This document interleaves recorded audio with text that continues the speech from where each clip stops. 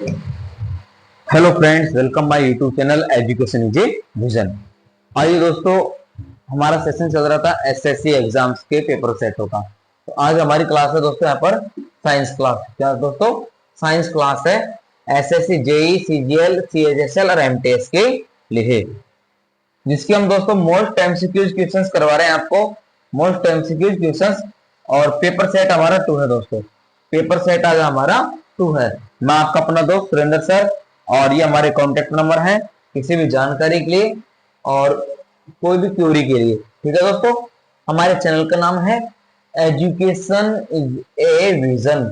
इसका मतलब होता है दोस्तों, शिक्षा एक दृष्टि है। और शिक्षा के क्षेत्र में हम ऐसी क्रांति लाएंगे दोस्तों आने वाले दिनों में, जो पूरे भारत में जानी जाएगी हमारे चैनल के माध्यम से। ओके फ्रेंड्स, चलिए जुड़िए हमारे साथ और चैनल को शेयर कीजिए, सब्सक्राइब कीजिए। आइए देखते हैं दोस्तों पहला क्वेश्चन पेपर सेट 2 का। अब पहला क्वेश्चन है दोस्तों हमारा, देखो, अति उच्च आवर्ती यूएचएफ बैंड में ध्वनि संचार संचारित करने के लिए, बैंड में ध्वनि संचार संचारित करने के लिए सेलुलर फोन द्वारा निम्नलिखित में से कौन सी तरंग का उपयोग किया जाता है? कौन सी तरंग का उपयोग किया जाता है? तो जो अति उच्च आवर्ती होती है दोस्तों, अति उच्च आवर्ती होती है ना, यूएचएफ जो फ्रीक्वेंसी होती है, उसके सेलुलर फोन को रेडियो तरंगों के द्वारा दोस्तों, रेडियो तरंगों के द्वारा एक दूसरे से कॉन्टेक्ट में लाया जाता है। ऑप्शन नंबर 4 दोस्तों, रेडियो तरंगे। चलिए दोस्तों नेक्स्ट क्वेश्चन देखते हैं। हाँ, अगला क्वेश्चन हमको क्या दे रखा है, एक न्यूमेरिकल है। रोशनी 250 ग्राम द्रव्यमान की एक गेंद को 10 न्यूटन के बल से हवा में फेंकती है। गेंद का त्वरण क्या है दोस्तों? द्रव्यमान m बराबर 250।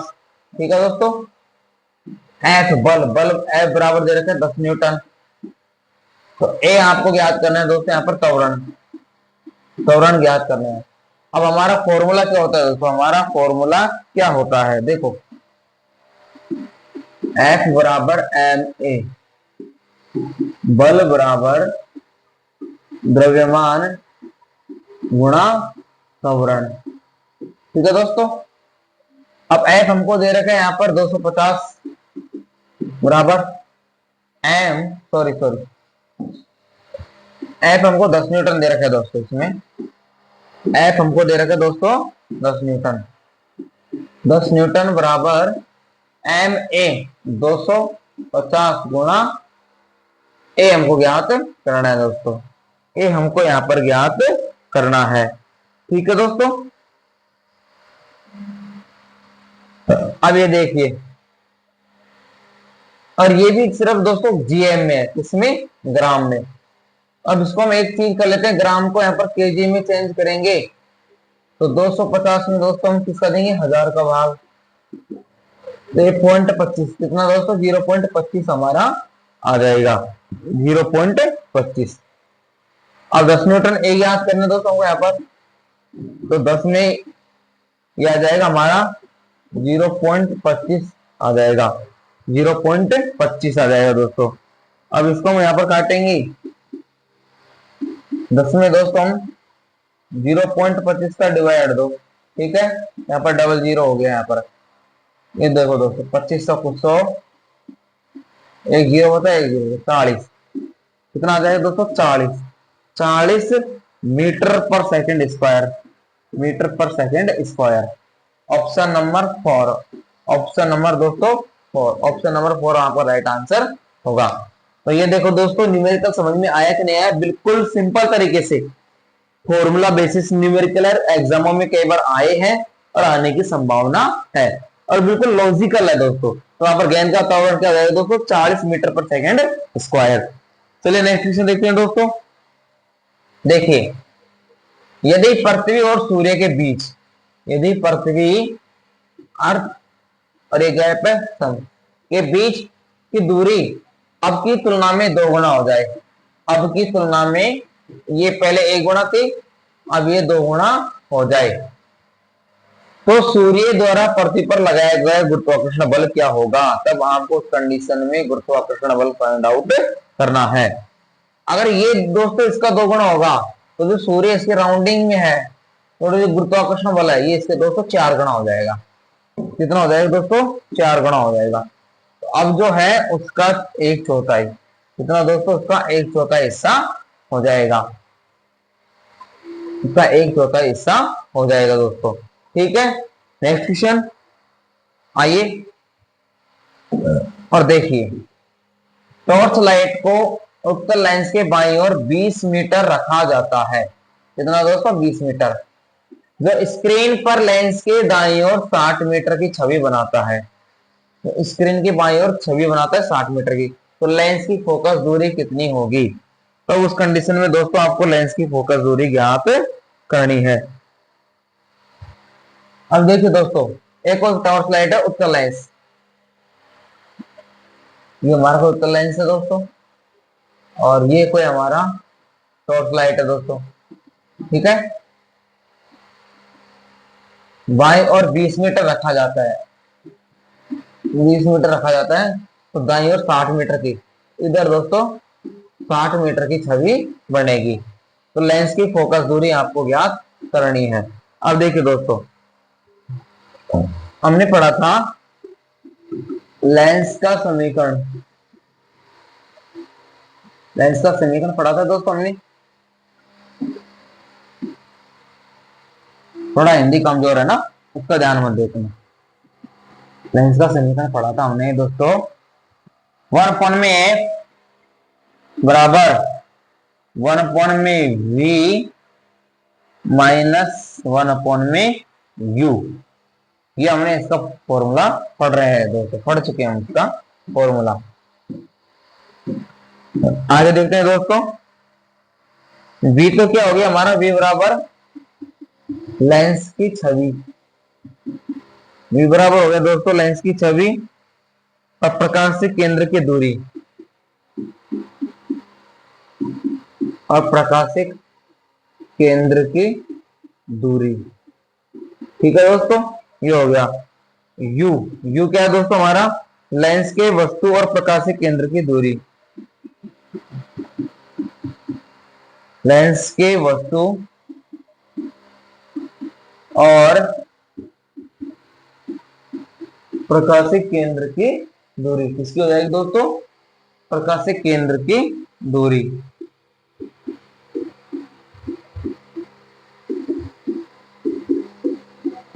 ये हो गया दोस्तों यहाँ पर। ठीक है, अब हमको यहाँ पर f ज्ञात करना है, कितना f ज्ञात करना है दोस्तों। तो हमें देख क्या रखा है, v बराबर तो हमारा दोस्तों यहाँ पर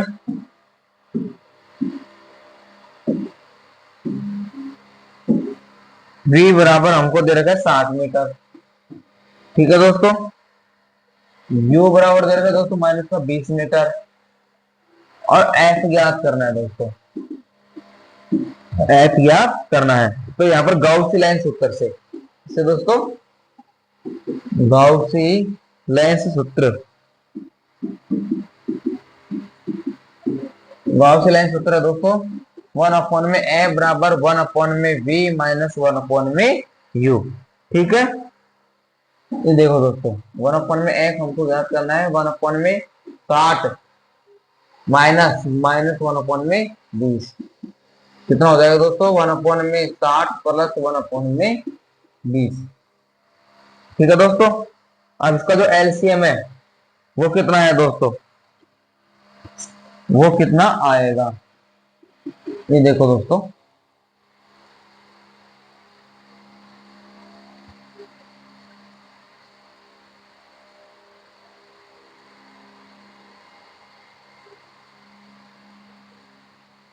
इसका जब हम योग करेंगे टोटल तो दोस्तों 1/15 आ जाएगा, कितना 1/15, और f बराबर इसको लेंगे तो दोस्तों ये 15 मीटर आ जाएगा, 15 मीटर, कितना आ जाएगा दोस्तों, 15 मीटर आ जाएगा। Option number second, option number second आपको राइट आंसर है दोस्तों, 15 मीटर। चलिए नेक्स्ट क्वेश्चन देखते हैं दोस्तों, 1 एम्पेयर की विद्युत धारा 5 ओम के प्रतिरोधक में विद्यमान है। 1 एम्पियर की विद्युत धारा, 1 एम्पियर की विद्युत धारा 5 ओम के प्रतिरोध में विद्यमान है।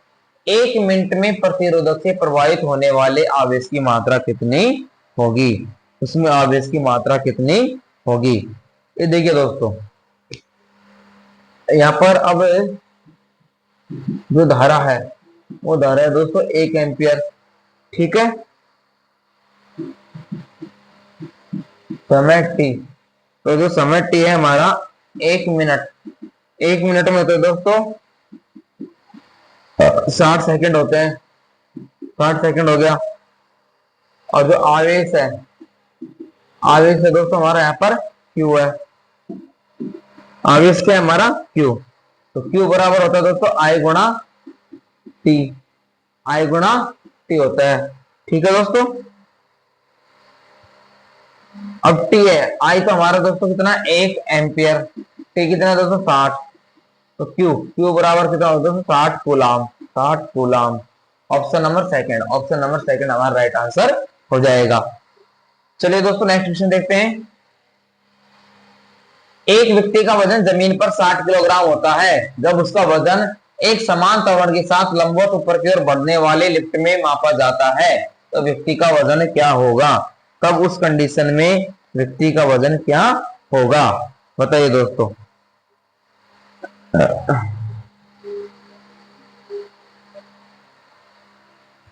अब यहाँ पर देखिए दोस्तों, जब भी कोई व्यक्ति एक समान बल के साथ, मान लो इसका 60 केजी है, ठीक है, नीचे धरातल पर, जमीन पर, है ना, जमीन पर यहाँ पर 60 केजी है, लेकिन एक वजन समान त्वरण से लंबवत ऊपर की ओर बढ़ रहा है, एकदम लंबवत ऊपर की ओर बढ़ रहा है, तो इस लिफ्ट में, जिस वो लिफ्ट में जा रहा है दोस्तों, उसमें वो ऊपर की तरफ बढ़ रहा है लंबवत, तो व्यक्ति का वजन क्या होगा। जब वो दोस्तों लंबवत जाएगा तब भी वहां पर वेट उसका वही होगा जो पहले था, कितना दोस्तों 60 इकाइयों से अधिक माप है, 60 इकाइयों से थोड़ा बहुत यहाँ पर दोस्तों बढ़ जाएगा, है ना, थोड़ा बहुत इसमें बढ़ेगा भी, लेकिन इसी के अप्रोक्सीमेटली रहेगा, तो अधिक है, इसमें दोस्तों ऑप्शन नंबर फर्स्ट आ जाएगा।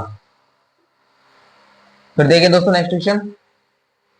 कोई वस्तु विरामावस्था में या एक समान गति की स्थिति में एक सीधी रेखा में, कोई वस्तु विरामावस्था में या एक समान गति की स्थिति में, कोई भी एक वस्तु है दोस्तों जो विराम अवस्था में या एक समान गति की स्थिति में एक सीधी रेखा में तब तक रहती है, तब तक रहती है जब तक कि उसे लागू बल द्वारा उस अवस्था को बदलने के लिए बाध्य नहीं किया जाता। कहने का मतलब जब तक उसमें कोई बल लागू नहीं किया जाता और उसकी अवस्था को चेंज नहीं किया जाता। तो उपरोक्त नियम किसका है दोस्तों, उपरोक्त नियम किसका है दोस्तों, तो ये नियम हो जाएगा दोस्तों हमारा गति का प्रथम नियम, गति का प्रथम नियम, ऑप्शन नंबर फर्स्ट। कौन सी भूकंपीय लहर सबसे लंबी दूरी तय करती है और सबसे हिंसक और विनाशकारी होती है दोस्तों, एल तरंग, एल तरंगे। अगला क्वेश्चन है दोस्तों, एक एयरफॉइल से लिफ्ट की गति एयरफॉइल की क्रिया से हवा नीचे की ओर विक्षेपित होती है।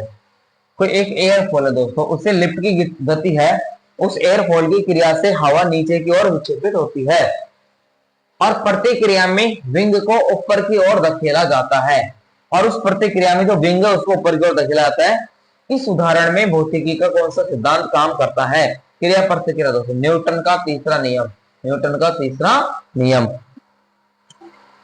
नेक्स्ट दोस्तों, घर्षण के बारे में निम्नलिखित में से कौन सा सही है, घर्षण के बारे में निम्नलिखित में से कौन सा सही है। देखो, लौटनी घर्षण सर्पीय घर्षण से कम होता है, लौटनी जो घर्षण है, लौटनी जो घर्षण है वो सर्पीय घर्षण से कम होता है। ठीक है दोस्तों, सर्पीय घर्षण स्थितीय घर्षण से कम होता है, यहाँ पर दोनों ही सही है दोस्तों, option number second, option number second हमारा राइट आंसर हो जाएगा।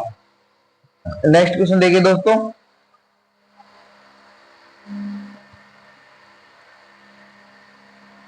ये देखो,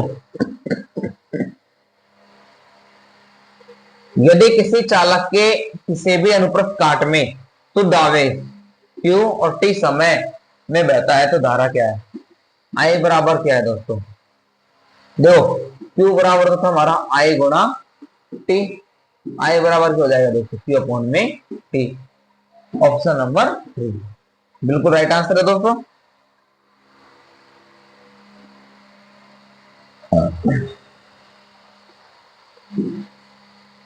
देखिए, एक साधारण लोलक पेंडुलम बोलते हैं इसको, में एक धागे द्वारा कठोर स्टैंड से लटकती एक छोटी धातु की गेंद या पत्थर का एक टुकड़ा है, तो धातु की गेंद को लोलक पेंडुलम का क्या कहा जाएगा दोस्तों, उसका गोलक कहा जाएगा, उसका बॉब गोलक कहा जाएगा। चलो थोड़ा सा ड्रिंक कर लेते हैं दोस्तों, पानी पी लेते हैं।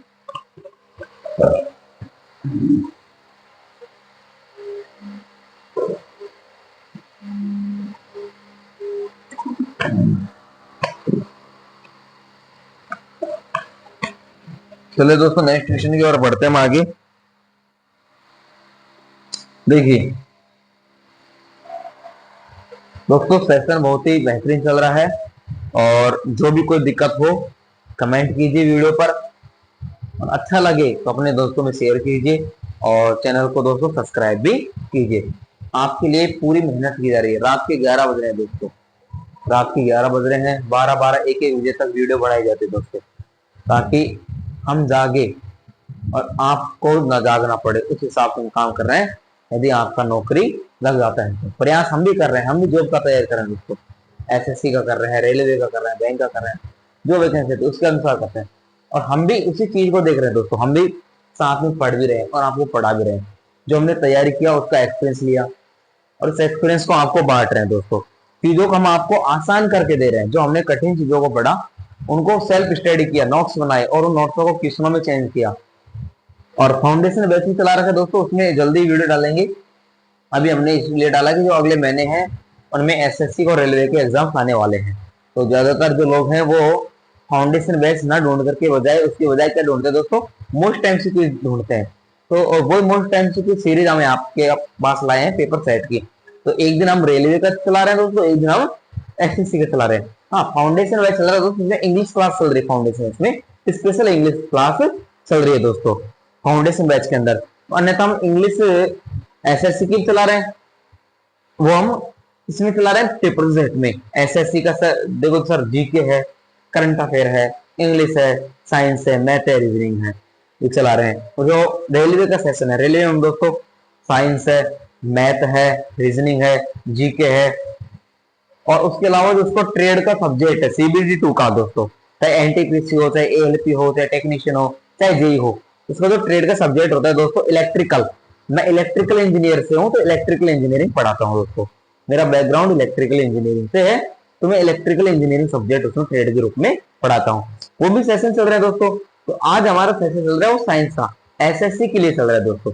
चलिए आगे बढ़ते हैं अगले क्वेश्चन पे। देखो यह कथन दिया गया है कि किसी तरल पदार्थ में पूर्णतः या आंशिक रूप से डूबे हुए पिंड पर ऊपर की ओर उत्प्लावन बल कार्य करता है। कि आपको एक स्टेटमेंट दे रखा है दोस्तों कि किसी तरल पदार्थ में, मान लीजिए ये कोई लिक्विड है, इसके अंदर एक कोई लिक्विड है, या आंशिक रूप से, पूर्णतः आंशिक रूप से डूबे हुए पिंड के ऊपर, यहां पर एक कोई पिंड डूबा हुआ है दोस्तों, यहां पर कोई एक पिंड डूबा हुआ है, देखो ये पिंड को यहां पर डूबा हुआ है आंशिक पूर्ण रूप से, ठीक है।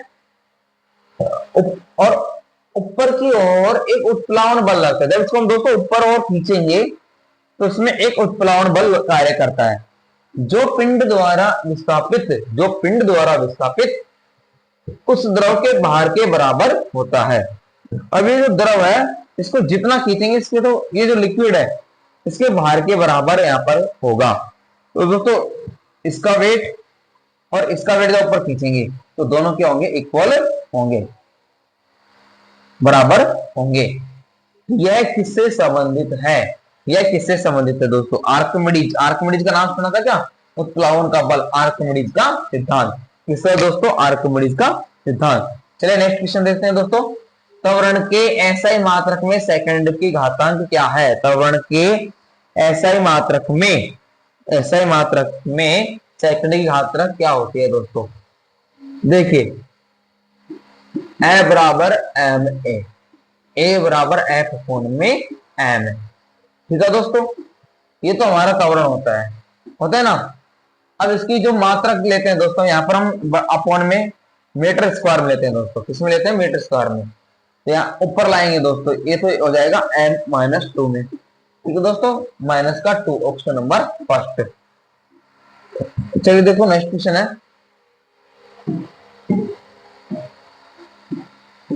देखो, जमीन से ऊपर तक वायु के एक सिस्टम में ओजोन की मोटाई को किसके रूप में मापा जाता है दोस्तों? डॉप्सन, डीयू इकाइयों में। किसमें दोस्तों? डीयू इकाइयों में। अति उच्च चुंबकीय क्षेत्रों के उत्पादन की तकनीक निम्नलिखित में से किस वैज्ञानिक सिद्धांत पर आधारित है दोस्तों? अति चालकता के सिद्धांत पर आधारित है, ऑप्शन नंबर 4। उत्तल दर्पण में जब वस्तु अनंत पर होती है देखो दोस्तों, उत्तल दर्पण में, ये दोस्तों हमारे को एक उत्तल दर्पण है, इसमें जब वस्तु क्या होती है? अनंत पर होती है दोस्तों।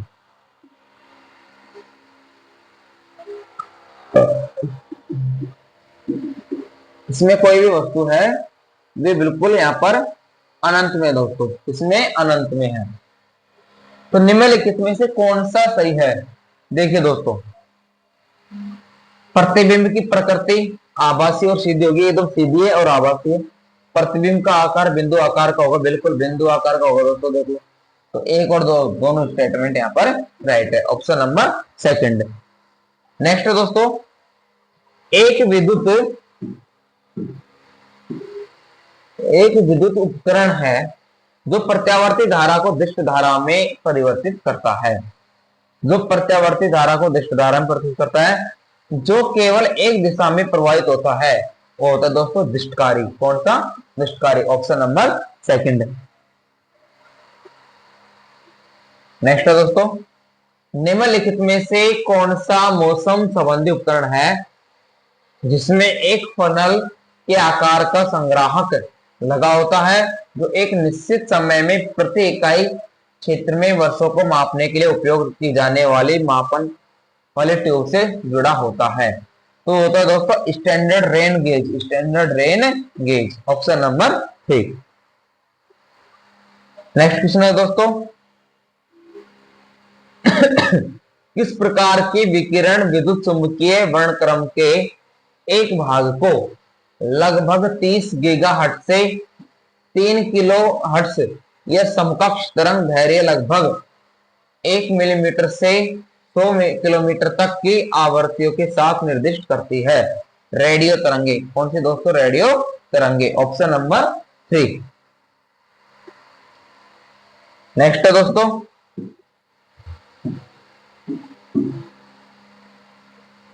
किसी वस्तु को ऊपर नीचे उठाना, सेना की परेड और किसी भारी वस्तु का स्वतंत्र रूप से गिरना, ये सभी उदाहरण किस प्रकार की गति के हैं दोस्तों? रेखीय गति के। एक जो रेखीय गति होती है ना दोस्तों, ठीक है, उसके परेड भी कर रही है आर्मी, ऊपर नीचे भी उठाया जा रहा है, ठीक है, वही है। स्वतंत्र रूप से गिराया जा रहा है तो दोस्तों और एक रेखीय गति हो जाएगी।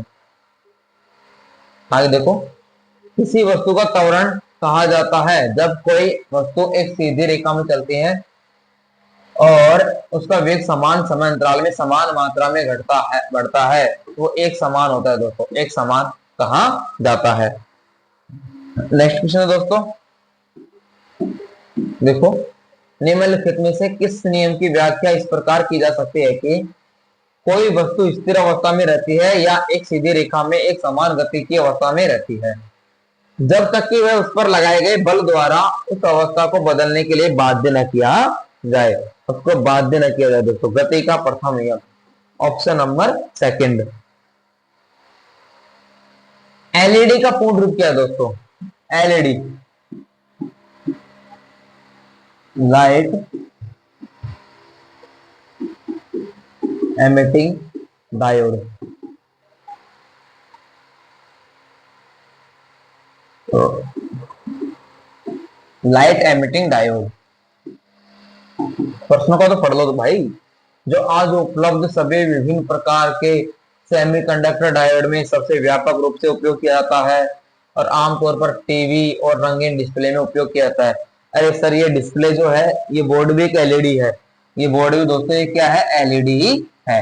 Light emitting diode, light emitting diode बोल दो या लाइट एमिटिंग डायोड बोल दो दोस्तों, light emitting diode. Option number first, option number first. हमारे जो एलईडी बल्ब होते हैं दोस्तों, एलईडी टीवी होते हैं, उसमें क्या दोस्तों, सेमीकंडक्टर डायोड, सेमीकंडक्टर डायोड का यूज किया जाता है। ओके फ्रेंड्स, चलिए आगे बढ़ते हैं नेक्स्ट क्वेश्चन की ओर। पानी के भीतर की वस्तुओं द्वारा उत्पन्न ध्वनियों को प्राप्त करने के लिए उपयोग किए जाने वाले उपकरण को निष्क्रिय प्रणाली कहा जाता है। कौन सा दोस्तों, सोनार, option number second. Okay friends, कैसा लगा सेशन कमेंट करके बताना और दोस्तों में शेयर करना और आप भी पढ़ना दोस्तों। देखो हमने आपको बता दिया कितना क्या किया जा रहा है आपके लिए दोस्तों, हम भी पढ़ रहे हैं और आपको पढ़ा रहे हैं। ठीक है दोस्तों, डे टाइम हमारा स्कूल टाइम का होता है, जो हमारा दिन का टाइम होता है स्कूल टाइम का होता है, उसमें स्कूल में पढ़ाते हैं। शाम के टाइम दोस्तों कोचिंग करवाते हैं, ऑफलाइन कोचिंग चलती है। और नाइट का टाइम आपके लिए दोस्तों ऑफलाइन ऑनलाइन है दोस्तों, ऑनलाइन में हमारा भी कर रहे हैं और हम आपको भी करवा रहे हैं साथ के साथ। ओके फ्रेंड्स, तो थोड़ा मेहनत की कदर कीजिए और अच्छा लगे तो आगे शेयर कीजिए वीडियो को। धन्यवाद, thanks for watching and subscribe my YouTube channel education is a vision. Thank you.